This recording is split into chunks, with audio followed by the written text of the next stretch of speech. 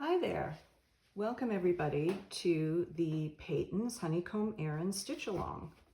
For the next few weeks, I'm going to take you on the journey through stitching this amazing garment with 3 different cable panels, a few other twisted stitches thrown in for detail, twisted ribbing, and all made with Patons Classic Wool Worsted, which is a wonderful heritage yarn that Patons has been producing for several decades now.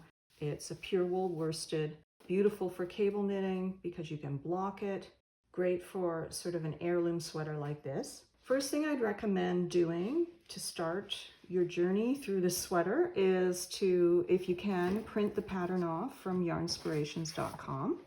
It'll just be nice to have actual physical version of it if possible. Otherwise, you can just knit it off your phone or off your laptop. Totally fine also. It's just my personal preference. I like to sort of make notes and be able to flip the pages really quickly.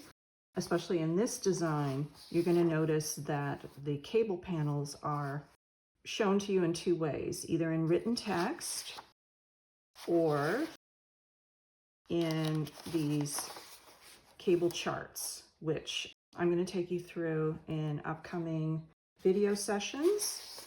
Today, I just want to give you an overview of the garment, what you're going to be getting yourself into, which I feel like it'll be a really rewarding experience. We've written this sweater in 6 sizes, so great for you, men in your life, teenagers in your life, just anybody. And how it's constructed is 4 pieces, front and back, side seams. The back has just as much texture as the front. So once you've done one side, you can really understand the pattern really well to dive into the second side. And then the sleeves are worked identically. A little more simplistic because you don't have the honeycomb, and this is what we call sort of the honeycomb panel, hence the design name. It has that honeycomb. We did not do it on the sleeve. The sleeve has slightly different placement of the cable panels, which I'll go into in an upcoming session also. And all around you'll see this twisted ribbing. So instead of a traditional knit one, purl one rib, we've done a rib where on the right side and the wrong side, this ridge of the ribbing is always twisted. So when you look at the wrong side of this ribbing, it really doesn't look any different than a knit one, purl one, but on the right side, you've got this very distinct twisty rib. It just adds this sort of crunchy, extra detail to the rib element. And I find this type of ribbing holds up really well to years of wear also. Let's talk some more about the ribbing. And also, I just want to talk quickly about what some people do working this garment. Instead of doing the body in 2 pieces, if you're really comfortable with circular knitting, if you've done cable knitting in the past, I'm just going to sit down now, you will probably not have any issue sort of doubling the body count stitches and casting on circular. What you'll have to take note of is probably putting markers where each side would be, and really using stitch markers a lot in the beginning of establishing where all these cables occur through. So if you just imagine this was on a circular, you'd end up having, instead of a seam there, just a stretch of plain purl and then start your cable again. So if you want to knit it circularly, that's great. In these videos, I'm going to talk about knitting it in pieces as per the pattern, but I just wanted to bring that up as an option for people who may want to do that. It would just avoid having to sew these side seams. Once you get to the raglans, you would have to conform back to a flat piece knitting just to do the shape raglan. And that's this angled sleeve is called a raglan sleeve head. So instead of a set-in sleeve, you have these diagonal lines that strategically match. So once you've done the sleeve shaping and the body shaping, you should have the same number of rows in those raglan seams, so that when you sew the seams, you get a really nice finish, which I'll show in our last installment of the classes, how to sew those nice seams. The first step when you're knitting or crocheting any project is to check your tension, which means knitting the gauge swatch. We'll be following the needle sizes quoted in the pattern and checking to see if the stitch count and row count that you achieve with those needles matches what the designer intended. And so in this garment's case, instead of using the traditional US 7 or 4.5 millimeter needle, which we often use or regularly use with classic wool worsted, I decided to go up to a 5mm or US 8 needle for the body stitches, the cable part of the sweater, just so the sweater has a little more room to breathe. The cables aren't quite so dense and heavy, and it also gives knitters a little break because the overall gauge has a little more looseness, meaning you won't need as many stitches to achieve the final body measurements. So what I like to do when casting on for a gauge swatch, in the case of this, I know I'm looking for 19 stitches to 4 inches. So I cast on an extra 2 stitches at each edge. So I would cast on 23 stitches. I work a few rows of garter stitch just so that lower edge doesn't curl up. And then I have 2 stitches of garter consistently knit at each edge. So basically just keep every row of knitting on those 2 stitches and then stocking stitch in between. What I did is 26 rows just so that I would end on a wrong side row, and then gives me a little extra room to measure that 25 row gauge, and then finish with a little bit of garter stitch, again just so it's really clear for me to see. I have this nice little frame so that I can see exactly where the 4-inch measure needs to be. I can steam press this a little bit, or in this case I just put a damp cloth on this for a couple hours and let the cloth dry.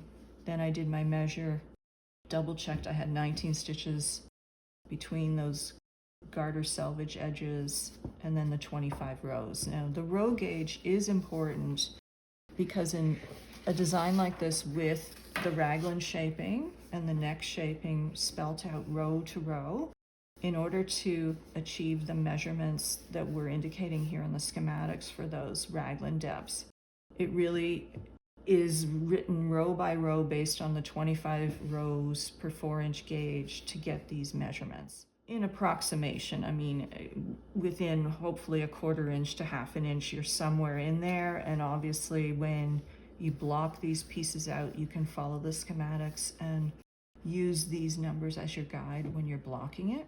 That would be your first step. Go ahead and work your tension swatch. The other thing to say about this is I've left this on the needle just to talk through. For some people, they don't like to think they've used this yarn just to do a tension swatch and then, possibly need it to actually knit the garment. Totally your decision whether you want to just achieve your tension, you're satisfied, you got the needle size right, everything is ready to go. Take your needle out, unravel this, reuse this yarn, repurpose it as part of your sweater.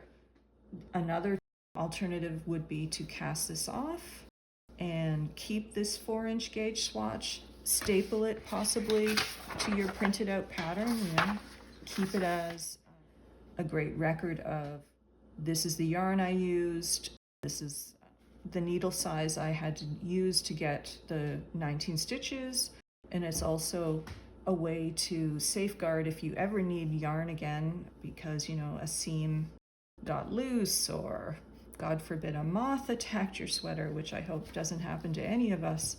You have some of the yarn tucked away with the pattern. It's also nice, if you like to record kind of your journey as a knitter, to have swatches in various yarns with notes just to keep record of, you know, what size needles work for you for which kind of project.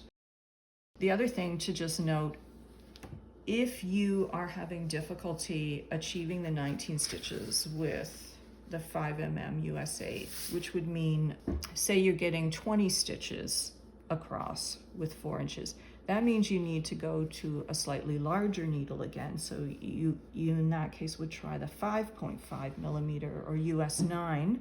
And if you need to go to that place to get the 19 stitches, that's fine, that's great. You do you when it comes to gauge, no problem.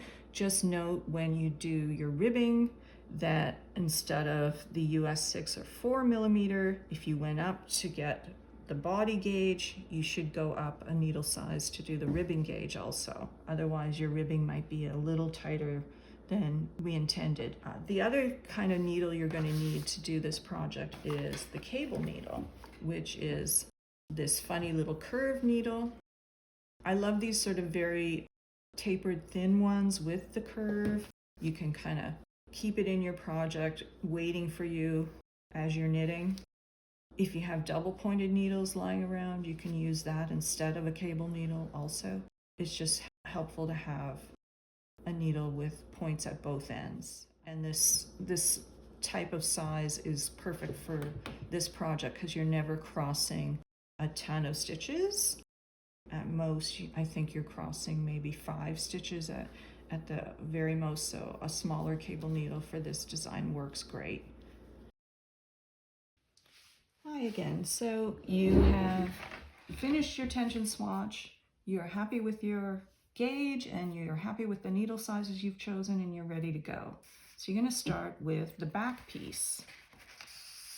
First thing to do is to cast on for the ribbing, and you'll use your smaller needles. You're going to be casting on an odd number of stitches according to your size, and you're going to note that the stitch number you're going to cast on for the ribbing is a much lower stitch count than you're eventually going to need to do the body of your sweater.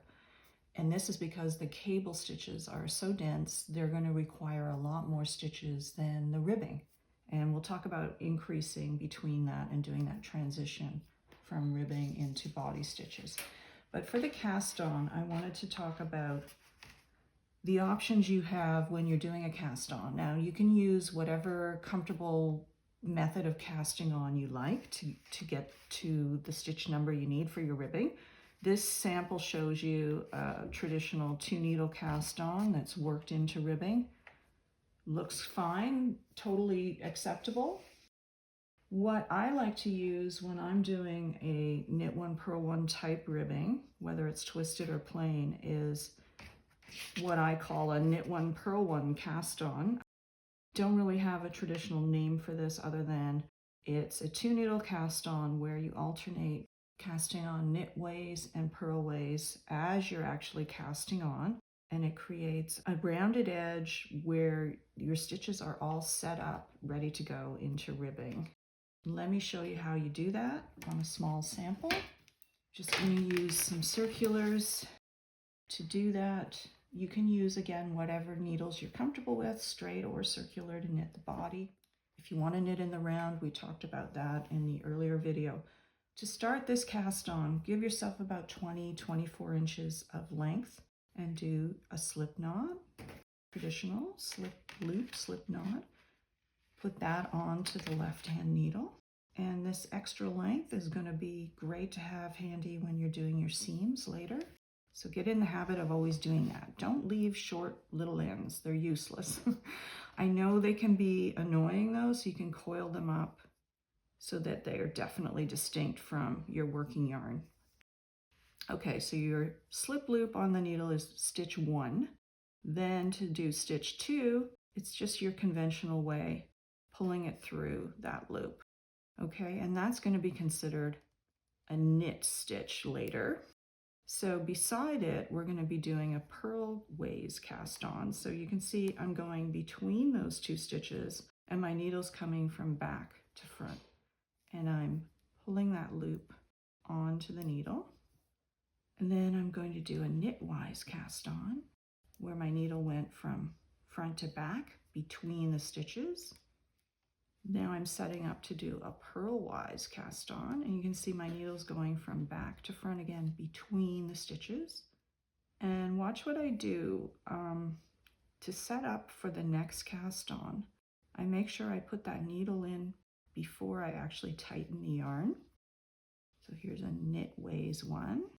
So it's just a rhythm of knit way, purl way across until you have the stitch number you need, and you're always going between the stitches, not into the stitches, which is just a nice habit to do anyway, whether you're doing a traditional cast on or this kind of cast on.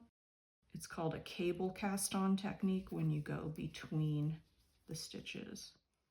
I'm going to stop there, and now I'm going to demonstrate the first row where you're starting to do the twisting, and also just explain if you use this method, you're going to have to alter the way the ribbing is set up just a little bit. It deviates a bit from how the pattern is written. The pattern starts with a K1 TBL at the very edge, but with this type of ribbing, you actually have a built-in selvage stitch. The first stitch on each edge is always going to be garter stitch, just to make it kind of a neat garter that's very easy to find when you're doing the seam. So very first stitch, knit. This next stitch beside it, I'm going to K1 TBL, purl one, and here we start the K1 TBL, and see where I'm going. I'm not going into the front of the stitch like I'd normal knit. K1 TBL is knit one through the back loop.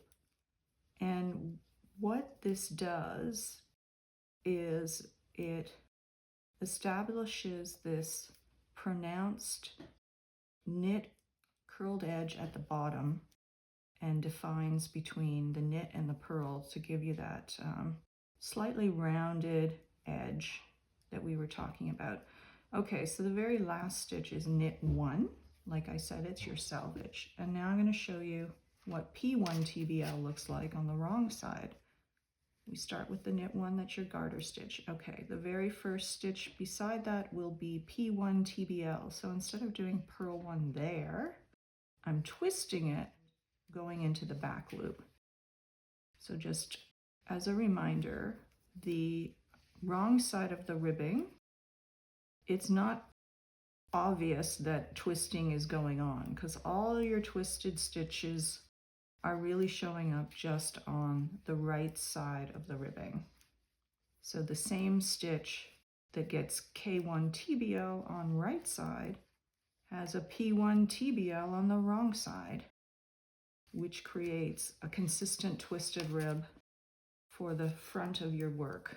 I'll just go back to my other smaller sample here. So you can see this consistent knit through back loop, and then on wrong side, you purl that through back loop. So the wrong side of this ribbing really just looks like a knit one, purl one, but on the right side, it definitely has that twisted rib effect. And again, this was done with that knit and purl alternate cast on, if you want to try that. So you've done your ribbing, and I've shown you how to do the K1 TBL, P1 TBL.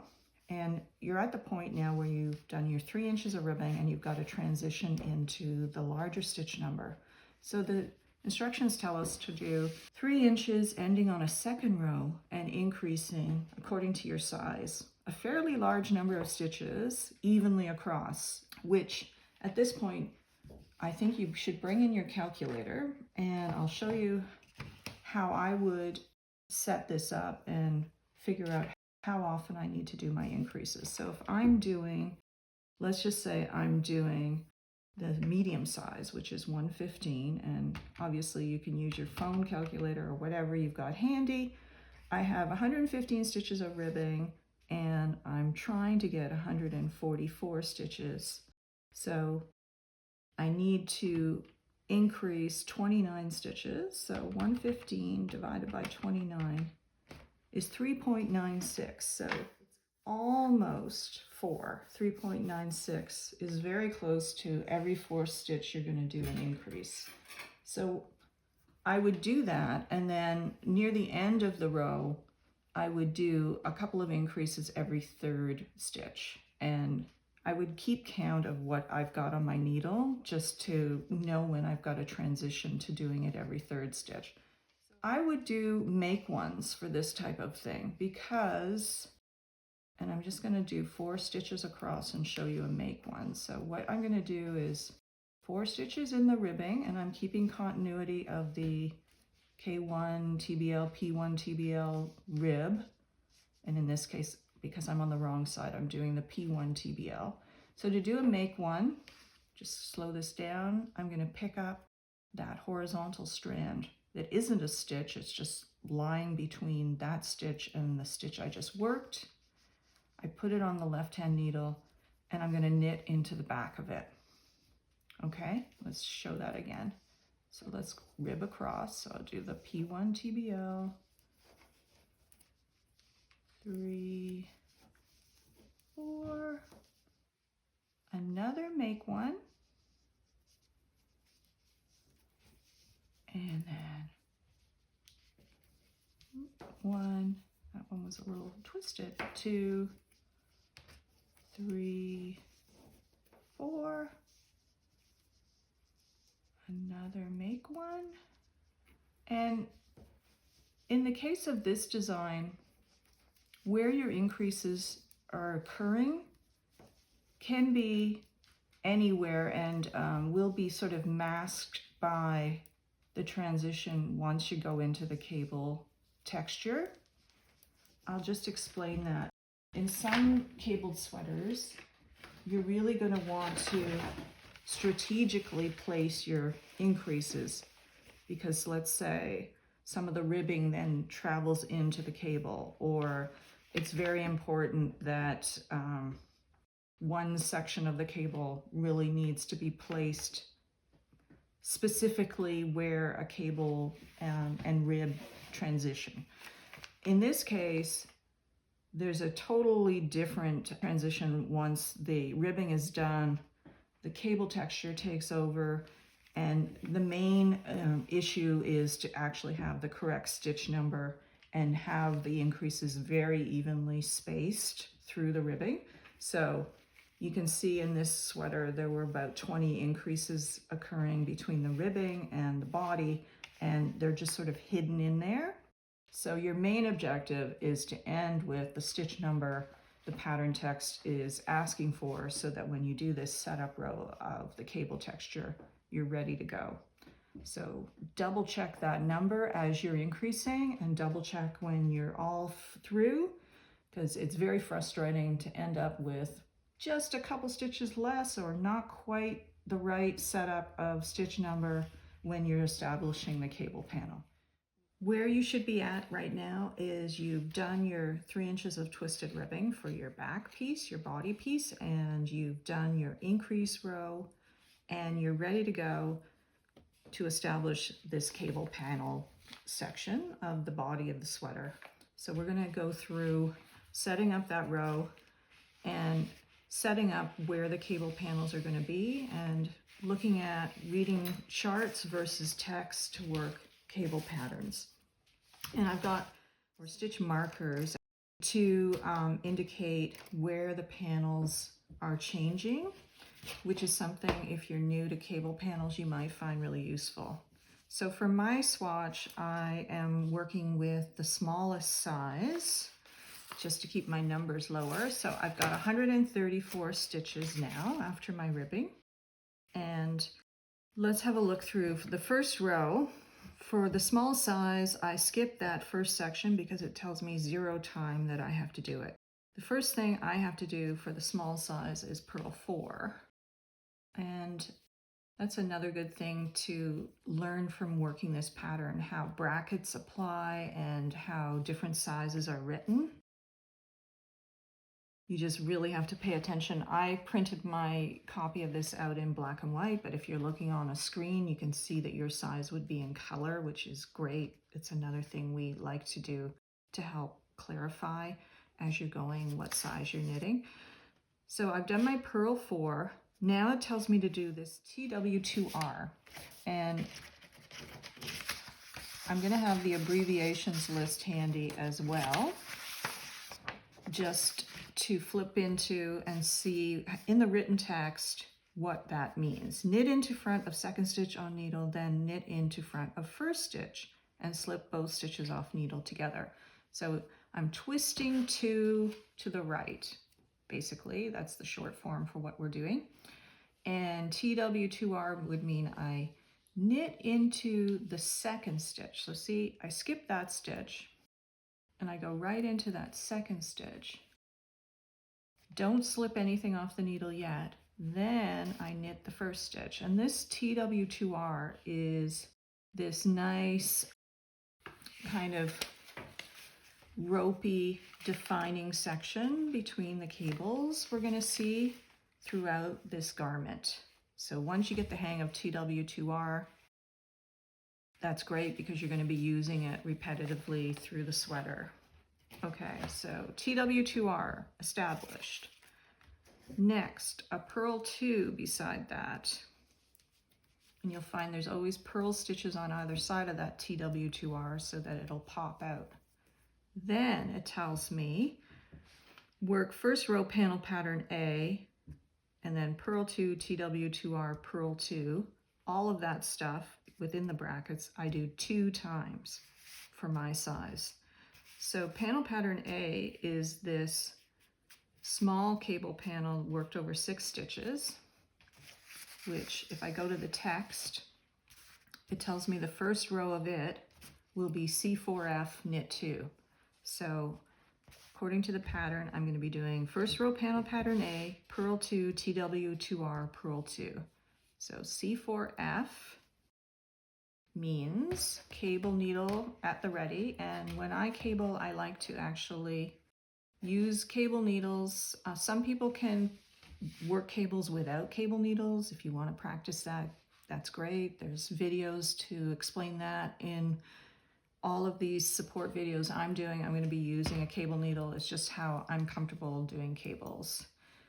And C4F, I've slipped 2 stitches onto my cable needle, and you see I've just let them hang out in that curve.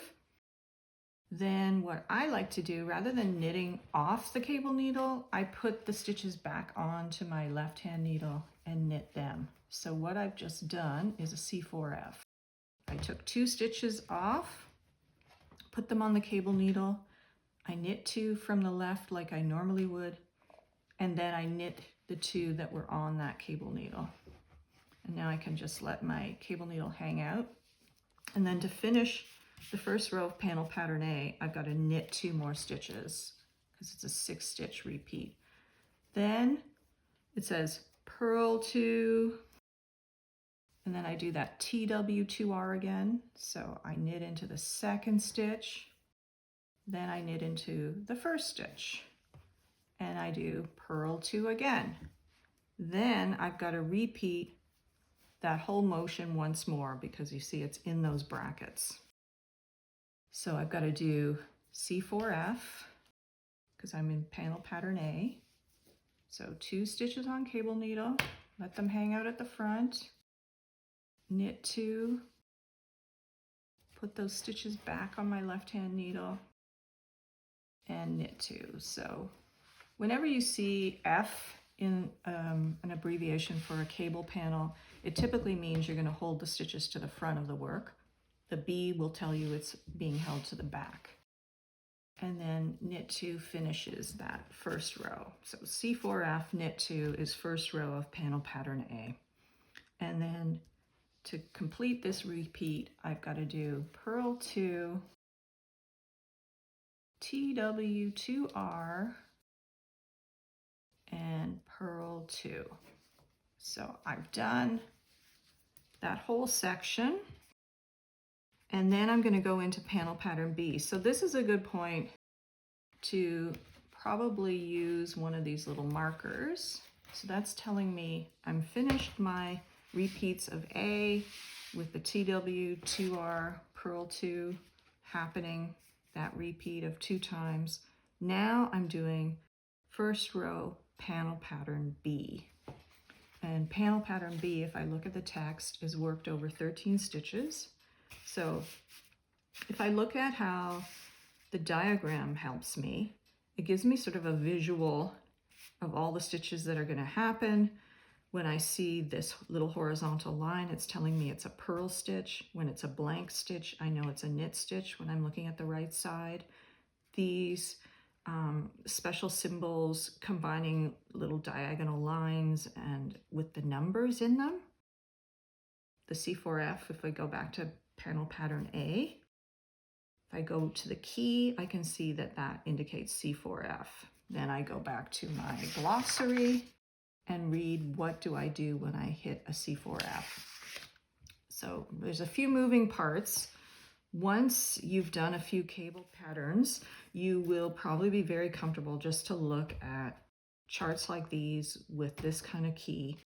We at Yarnspirations try to keep C4B, C4F very consistent. In fact, a lot of our cable abbreviations, we try to stay consistent throughout. So if you're using our patterns a lot, you'll kind of get the hang of what these abbreviations mean. And also we indicate within the little drawings of the symbols where a purl stitch is going to show up as you move and cable the stitches. So you'll see, like for instance, on the T3B that we're going to do in a second, the first two stitches will look like knit stitches because there's no little horizontal line in them, but then a purl stitch will be part of the last element in that twisting. So let's go ahead and do it. First row, purl 3. So I've put my marker where I know panel pattern B starts, which will be helpful, you know, for the first repeat, or when I say a repeat of a pattern, I would mean like the 18 rows of this, which will be repeated over and over to create that diamond chevron. And in this case, panel pattern C is 8 rows and panel pattern A is 4 rows. So the chart shows you how wide the repeat of the panel is and how many rows you need to keep doing over and over to repeat and get the established pattern. Okay, so I do purl 3, then my next step is T3B if I look at my symbol and match it in the key. So T3B involves 3 stitches. I slip 1 stitch onto the cable needle and I leave it at back of work. Then I'm going to knit 2. Then I'm going to take that stitch that I was holding at the back and purl it. Then if I look at my diagram, after I do that, there's a knit 1, which also shows up in the text there.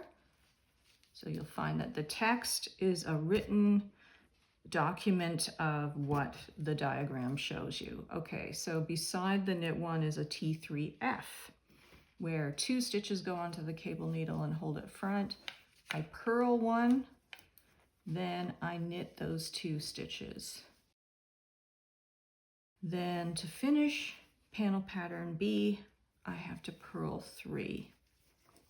And I should have incorporated 13 stitches, so I'm going to count that I've got 13, 2, 4, 6, 8, 10, 12, 13. And I'm going to use the same color beside there. And you can use whatever you have handy as stitch markers. The colored ones are kind of fun just to really kind of, oh yeah, that green was panel pattern B. It's just sort of a nice trigger if you need sort of an extra boost of memory. Okay, so beside panel pattern B, I now have to do purl 2, TW2R, purl 1. So these TW2Rs, again, knitting into the second stitch, then knitting the first stitch, then slipping them both off. And then I have a purl 1. These TW2Rs really help define between all these cable panels. Okay, so now I'm going into panel pattern C, which is your fun one, which is the big honeycomb in the middle. And to do panel pattern C, which is worked over 34 stitches. So you can see the whole chart is 34. Just another thing about charts in general, especially on Yarnspirations site, we put them all on a grid of 10 by 10. So if you need to count something quickly, and if you see the darker lines, that's indicating 10. And also horizontally, that's indicating 10 rows. It just helps us quickly draw charts. It also is like a double math check if you're quickly looking at a chart and trying to figure out how many stitches or rows are used in that chart. That's a good indicator. Okay, so the first row of panel pattern C starts with a purl 3, and then it goes into C4B, and I know it's C4B because the slant of that diagonal line is going towards the right, or from that direction over. Okay, so C4B is slip 2 stitches onto your cable needle and leave them at back of work, knit 2, then knit those 2 stitches that were on the cable needle. Okay, and then between that, I've got purl 4. 1, 2, 3, 4. I've got a cable 4 back again, C4B again. 2 stitches onto the back, knit 2. And if you've never cabled before, there, I just did a goof up, just so it's a good thing to show. How did I goof? I had my yarn in the wrong place. You see, I've kind of entrapped those stitches, so got to make sure the yarn is free before I slip those back on so that I can properly knit the stitches that were on that back needle. Okay, so if I go to the text for this design, and for row 1 of panel pattern C, it's purl 4 CB3 3 times. So I believe this is the second time I've done.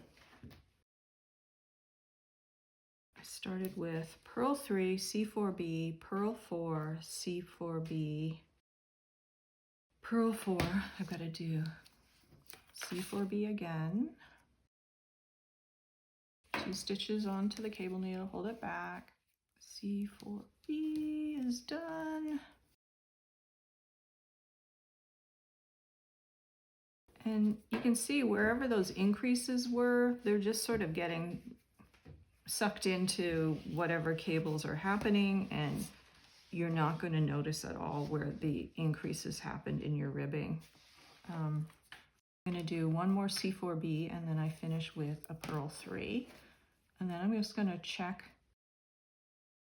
between my markers after I do the purl 3. I've got 34 stitches again, which is what I needed. Okay, so purl 3, 2, 3, and I'm going to put a little red marker from my panel pattern C section.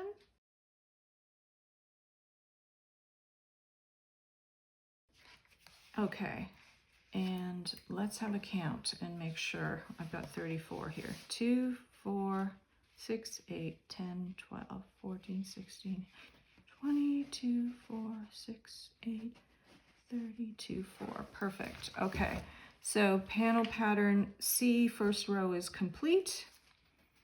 Now I have to do purl 1, TW2R, purl 2. Okay, so that's done.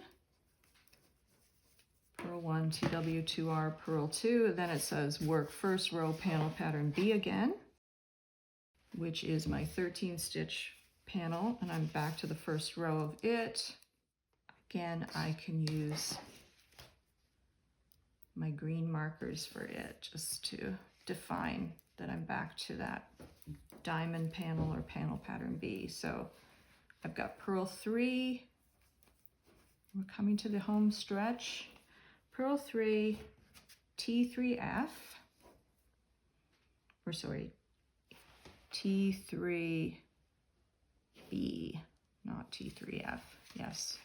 So slip 1 stitch to the back, knit 2, then I'm going to purl that stitch that was at the back, then I'm going to knit 1, then I'm going to do T3F, so 2 stitches onto the cable needle, hold it front, purl 1,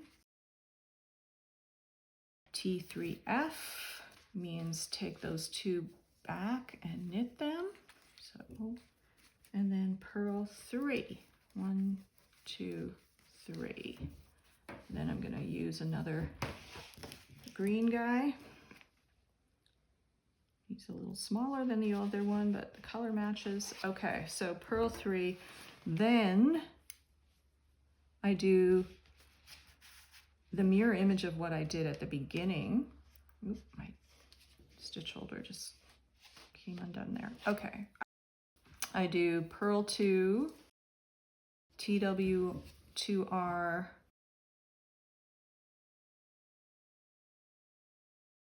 purl 2, work first row, panel pattern A, which is the C4F.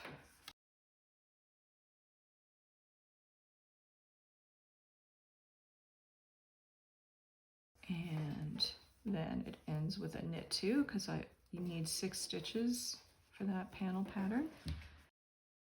And then it does purl 2, with a bit more yarn, TW2R, purl 2, and then panel pattern A once more because I have to repeat it twice, remember? Okay, oops, knit 2 at the end. Gotta remember, it's a 6 stitch repeat for panel pattern A. Then it ends with P2, purl 2, TW2R, end here, and the very last thing for my size is just doing that purl 4 again. Hooray! It's very satisfying when what you do in stitches matches what's on your needle. Okay, so that is the first row set up. All right, so we've done the first row. We've got the cable panels in place, and ignore my little end here. I just had to join some yarn, so we'll weave that in later. So now I'm on the wrong side row, the second row of establishing all the cable panels. And let's work through how to address the wrong side rows because it's similar throughout for all the panels. First of all, I'm going to start with knit 4. I'm doing the smallest size, remember, so the beginning of my row on the second row is knit 4. Then I have to do purl 2, which is what I always do at the back of the TW2Rs. It's just a simple purl 2. You don't have to do anything fancy, just purl those 2 twisted stitches. Then I'm going to do knit 2, and then it says work second row panel pattern A, and then knit 2, purl 2, knit 2. And then when I get to the text for second row panel pattern A, it tells me to just purl 6. So you'll see there's a lot of relief on doing the wrong side row when you're doing cables. There's no cables ever happening. The stitches are sort of showing themselves to you what to do. So purl 6, that took care of first or second row of panel pattern A. Then I have to do knit 2, purl 2, knit 2, and purl 6 again, because that's the second row of panel pattern A. And then I go into knit 2, purl 2, knit 2 again before I get into panel pattern B. And I know I'm coming to panel pattern B because I've got my stitch markers showing up, which is really handy, especially like if you have to put your work down. Okay, second row of panel pattern B, and see what you do with these ring markers is just slip them between stitches. They're not really attached to any stitch. I just use them between the stitches. So second row panel pattern B will tell me knit all knit stitches and purl all purl stitches as they appear. What that means is what's showing in front of me right now are 3 knit stitches. So they appear as knit stitches. I'm going to knit them as 3 knit stitches. Then beside that, it's 2 purl stitches, a knit stitch, a purl stitch, a knit stitch. And if you need to confirm that you're doing things the way it's intended, is to have a look at this diagram. This really will help you confirm what you're doing is knitting the knits and purling the purls as they appear. So if I go to like second row, and because I'm working a wrong side row or even numbered row, I read the chart from left to right. Right side rows you read from right to left. So it would be knit 3, purl 2, knit 1, purl 1, knit 1, purl 2, knit 3. And I know I just said the opposite to sort of what's showing there, but it's because I'm on the wrong side. So what looks like a purl on the right side is a knit on the wrong side. I don't want to add confusion. Just know that what these charts depict is what the front of your work will look like. So I hope that clarifies. And it really is just a case of looking at what stitches are presented in front of you and knitting them or purling them as they appear. Okay, so I've gotten through panel pattern B, second row. Then it tells me knit 2, purl 2, knit 1. Knit 2, purl 2. Again, that's a TW2R. And I just have to purl those 2 stitches, knit 1. Then it tells me to work second row panel pattern C, because I'm in that red zone between my red stitch markers now. And second row of panel pattern C, again, if I go to the second row here, and let's just use the chart as our guide in this case, we're going to knit 3, purl 4, knit 4, purl 4, knit 4, purl 4, knit 4, purl 4, knit 3 at the end. And the second row in the written text, it's in the same descriptive as panel pattern B, where you just knit the stitches and purl the stitches as they appear. And again, if you want to confirm you're on the right track, you're seeing what you're believing, you can look at the diagram and it'll confirm whether you should be knitting or purling. But once you get into repeat number 2 or 3 of the panels, it's really going to be obvious and quick to do these wrong side rows, which really is a nice kind of relief to knitting an all over cable sweater like this. Knowing your wrong side rows always give you a little bit of a breather.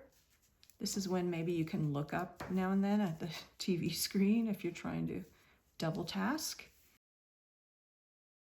And I really would recommend using these colored markers if you can, to just help in the first sort of 10-20 rows of working the cable panels. It really helps establish where you're at, because it can get confusing because there's a lot of crossing over of purling and knitting, and wherever the TW2Rs are, it can get possibly mixed up if you just lay this down without any markers. Okay, so don't want to get too far ahead. I've done panel pattern C, second row, then I do knit 1, purl 2, knit 2, and then I'm back into panel pattern B zone with the green markers, second row of panel pattern B. Again, knit the knits and purl the purls how they show to you. And what you're going to find as you work panel pattern B, in the center of the diamond, you're going to establish what is traditionally called Irish moss stitch, which is kind of like a seed stitch, but slightly elongated because you do 2 rows knit, 2 rows purl, and then alternate. And In conventional Aran knitting, that's called Irish moss stitch.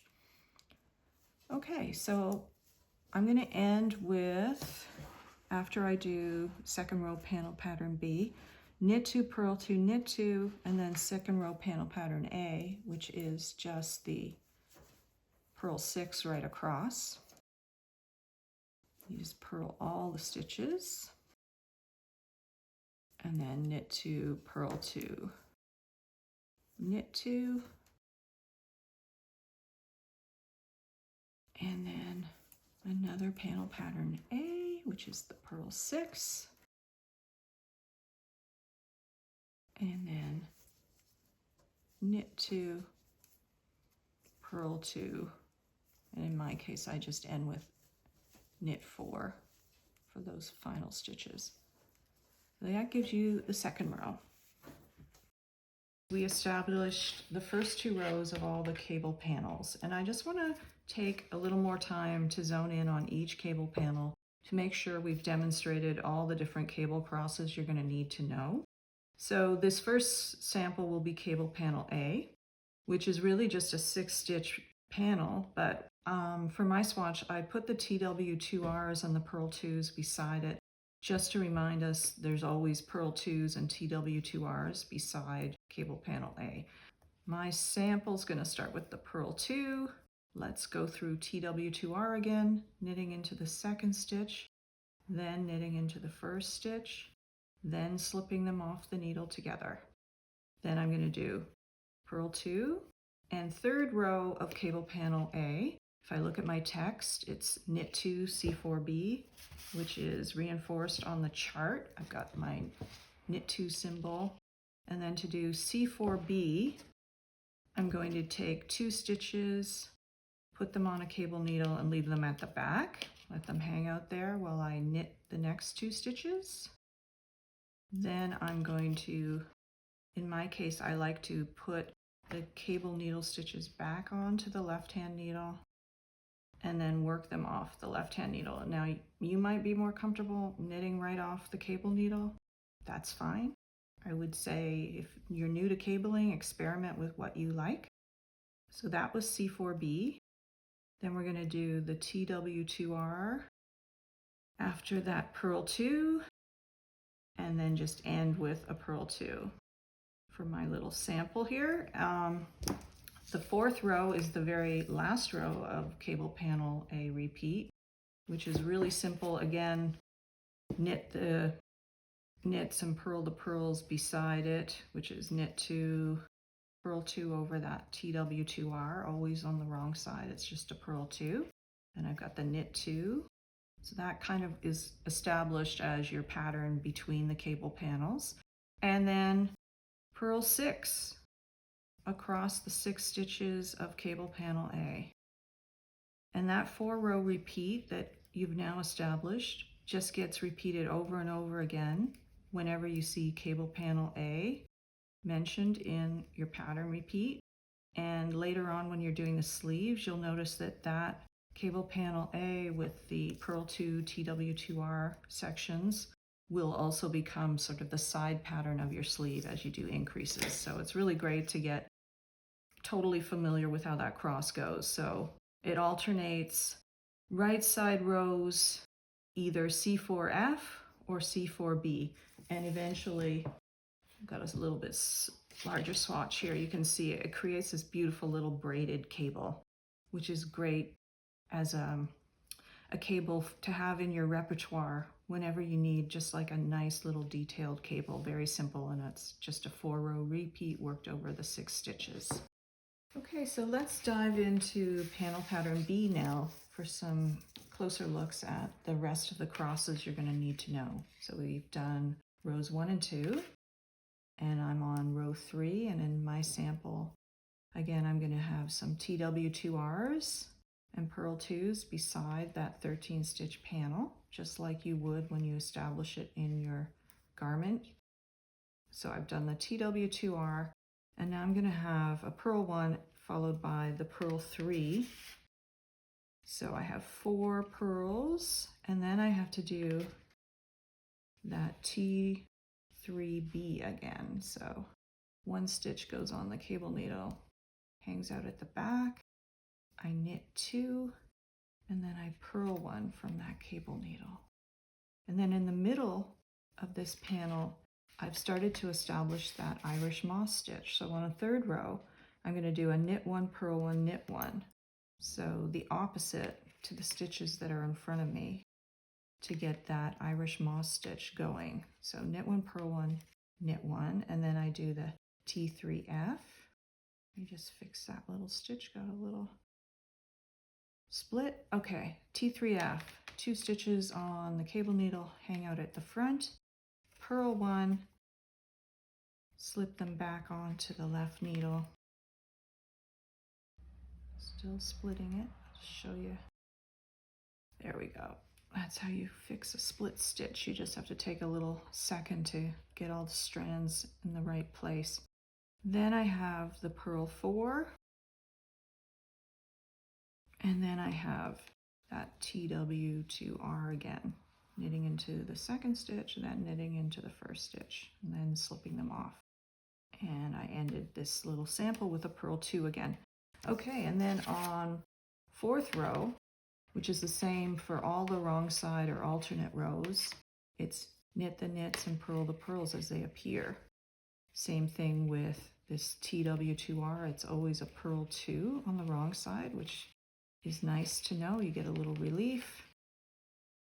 And then I do my knit 4, and I'm purling 2 because that's how it appears, and I'm knit 1, purl 1, knit 1, purl 1, knit 1, the 5 stitches that are now in this Irish moss stitch in the middle of this panel, purl 2 at the side of the panel there, and then knit 4,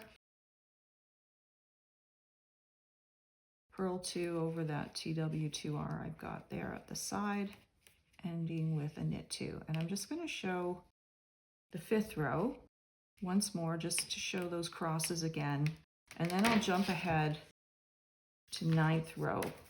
So next time you see me after we do the 5th row, we're going to be in the 9th row, because the 7th row is basically very similar to the 5th row. It's just the center of your diamond is now going to have 2 more stitches in Irish moss stitch. Okay, so now instead of purling 4, I'm just going to purl 3 before I do that T3B action.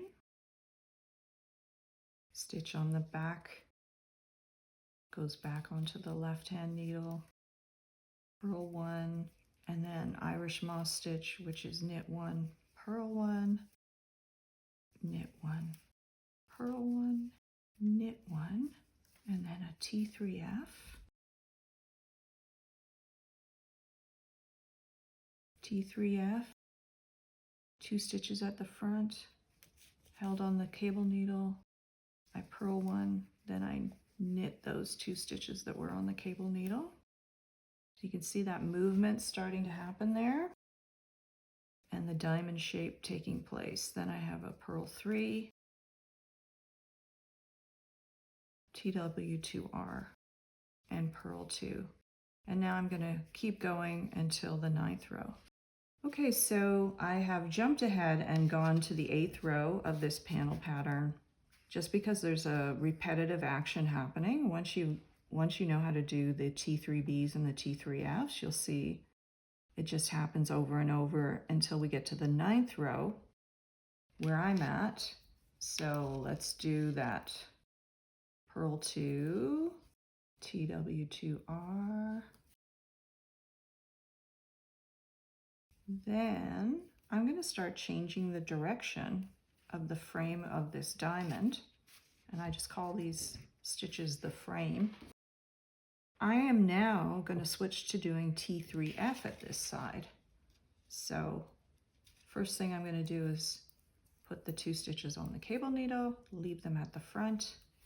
Then I'm going to do purl 1 and T3F at this side. Then, to keep the continuity of my Irish moss stitch, I'm going to work the next 7 stitches in Irish moss stitch, which is purl 1, knit 1, purl 1, knit 1,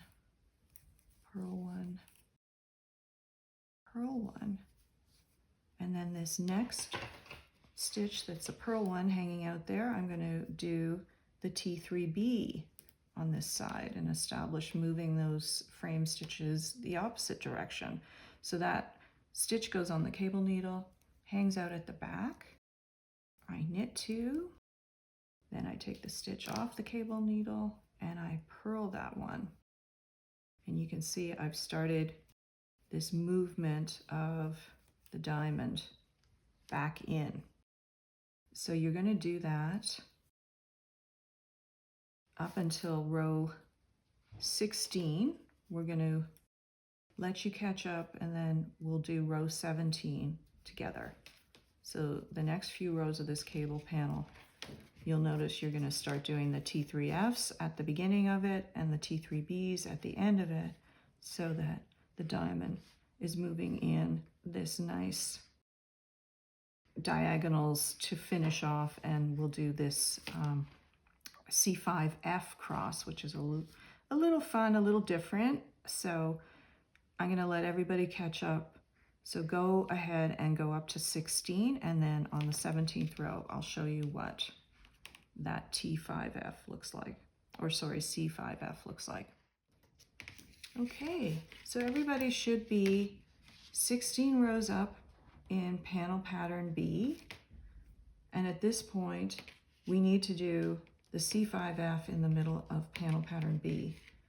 And this will be the first time you'll establish that. And it happens only once every repeat of the 18 rows of panel pattern B. And it's just a way to finish off the top of that diamond cross. Okay, so row 17 is framed on each side with this purl 2 TW2R, which we are well established with now. Then we're going to do the purl 1 beside that, and then purl 4, which starts, so we actually have TW2R and then 6 purls, sorry, 4 from the panel pattern, and then the 2 that are beside always. Okay, C5F. Let's go back to the abbreviation list, because this is the first time we're doing it, just to make sure we're following very explicitly how these abbreviations should be working. Slip next 2 stitches onto the cable needle and leave it front of work. We know it's front, we called it a C5F. Then it tells me to knit 2, even though the next stitch in front of me looks like a purl 1, I'm going to knit 2 and purl 1. And this is just changing up the stitches so that after this cross, where I take those 2 stitches that were at the front and now I'm going to knit those 2, you'll see I've re-established the stitch alignment I need when I go back down to row 1 of this repeat. So in essence, what I now have is knit 2, purl 1, knit 2.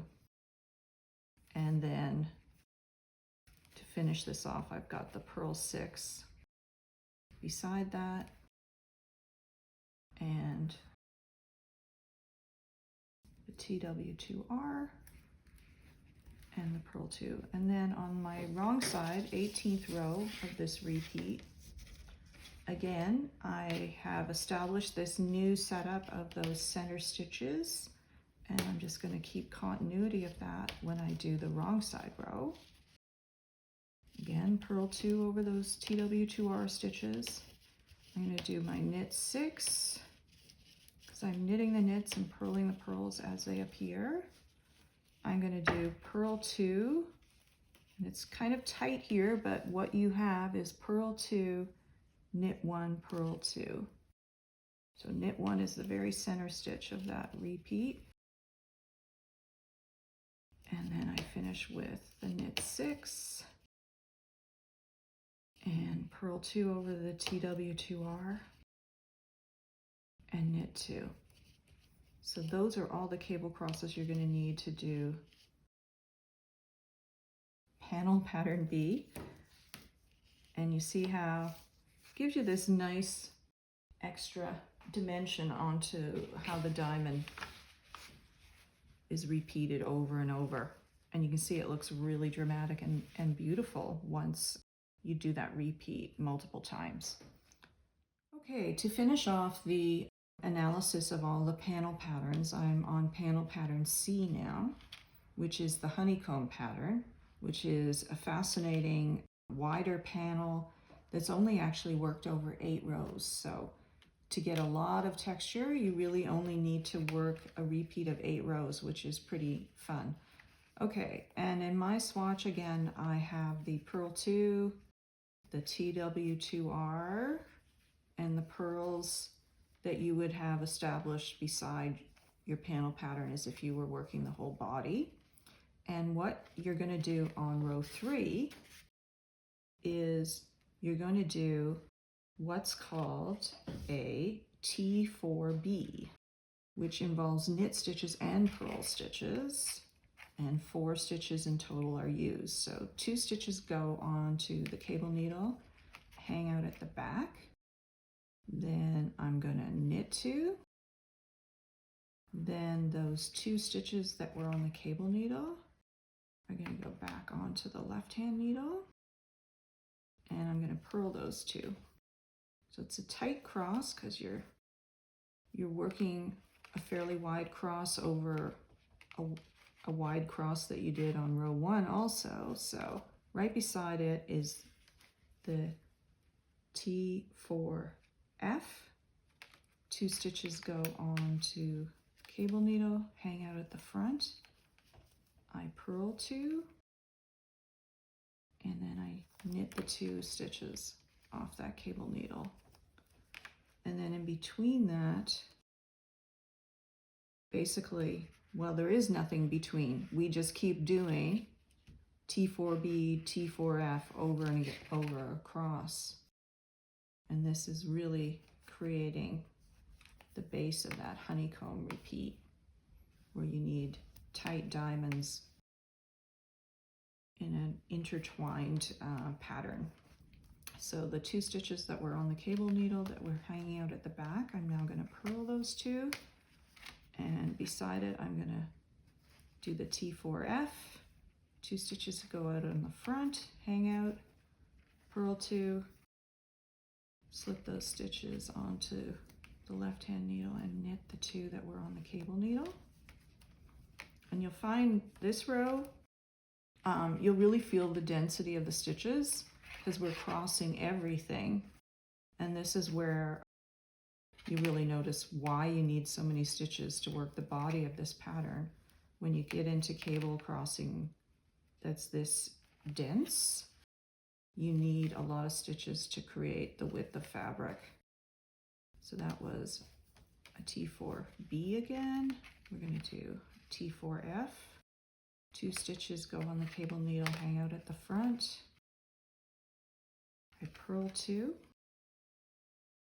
put them back on, and I knit those 2. And then I'm gonna do the final repeat of the T4B, 2 stitches on the back, knit 2, bring those stitches back onto the left-hand needle, purl 2, so that's the T4B, and then the very last T4F. So that's a lot of crossing going on. And that's the 3rd row.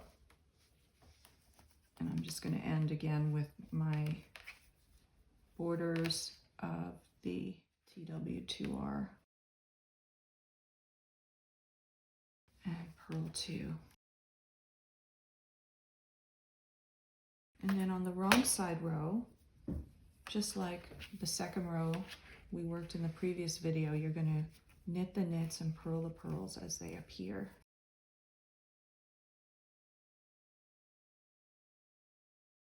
So I've set them up based on how the stitches were established in the crosses in that 3rd row.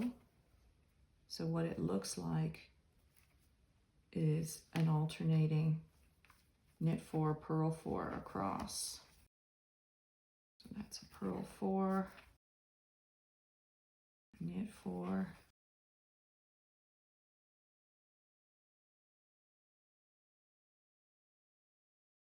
purl 4,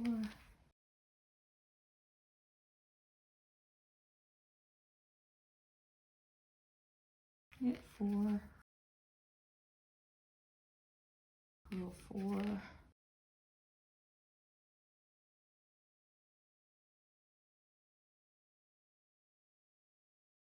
and then at the edges you've got just the purl 2, if you can see on the chart where they're hanging out, and then again you've got your wrong side of TW2R, which is always the purl 2, and the knit 2s beside to frame it. Okay, so now 5th row, you'll notice at the beginning of the row you're not going to do any crossing, and we're going to do fairly simple C4Fs across the 4 stitches that were just purled on the wrong side that show up now as 4 knits on the right side. So that's the TW2R, and like I was saying, the beginning will just be a simple knit 2. You keep that how it was established. There's no crosses needed at that point. Then we have purl 4. Then we have a C4F. The same motion you would have done in panel pattern A. So 2 stitches go on the cable needle, get left at the front. I knit 2, then I knit those 2 stitches that were on the cable needle. So that's my C4F cross. And again, you'll feel, this is tighter, because you know, you're really doing a lot of dense crossing in this honeycomb panel. Purl 4, do that C4F again. 2 stitches on the cable needle, leave them at the front. Knit 2, knit 2 from the cable needle.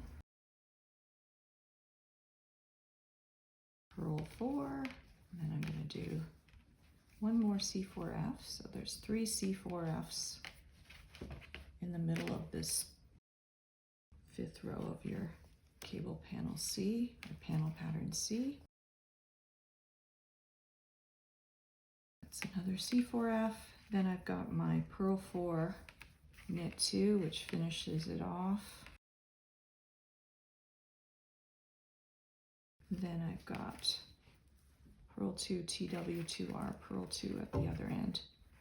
And I'm gonna jump ahead and meet you back at the 7th row, because the 6th row, you're just gonna knit the knits and purl the purls as they appear, like you've established. Okay, so we have all gone up to the 6th row of panel pattern C, and on the 7th row, you're noticing we're going to move the stitches back in and set everything up again to start the repeat of the 1st row. So there's a lot of movement happening in a quick time in this panel pattern. Okay, so start the row off again with the TW2Rs and the purl 2 at the beginning. 7th row, I am going to, at this point, switch back into doing T4Fs. So 2 stitches, hang out on the cable needle at the front of work. I purl 2, then I'm going to knit the 2 stitches from the cable needle. So I'm moving stitches back into position, like I said, so that row 1 of the repeat will work again. So now I'm going to do the T4B right beside that. 2 stitches go on the back. I knit 2, then I'm going to purl the 2 that were on the stitch holder, or the cable stitch holder at the back. T4F, 2 stitches go to the front. Then I purl 2. Then I take those 2 stitches and I knit them from the cable needle. Get that back back on there, knit 2. So it's again a repeat of T4F, T4B across all the stitches of panel pattern C to move them back to where they were, so that row 1 of this pattern repeat will have everything established again, and then the same crosses will happen once more. So the nice thing with this, because it's a bit more tedious, a lot more crossing, you'll notice it's only on the center front and center back. We didn't put the honeycomb panel on the sleeve. So once you get through it on the body pieces, congratulate yourself. You've got the honeycomb pattern that's going to be established on this design done. And it's worth the extra work because it really does add this beautiful detailed element of the traditional, very, very densely cabled fisherman type sweater. Okay, so that's the C4F. The very last thing I'm going to do is I'm calling it C and it should be T. That was a T4F. This is the T4B. And in this design, the distinction is when you see the T, you know you're going to be combining purls and knits in the cable crossing.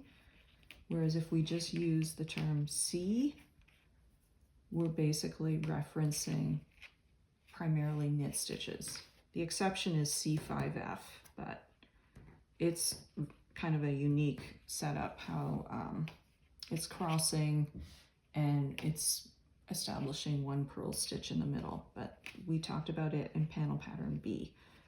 In this pattern, you need to know T4B, T4F, C4F, and C4B. So all your crosses are over 4 stitches. Sometimes they involve purl stitches, sometimes not. And then that's 7th row. 8th row, just like we've been doing all along, knit the knits and purl the purls as they've been established. And I'll just go to the swatch where you've got a few more repeats happening so you can see this gorgeous sort of lattice honeycomb established pattern.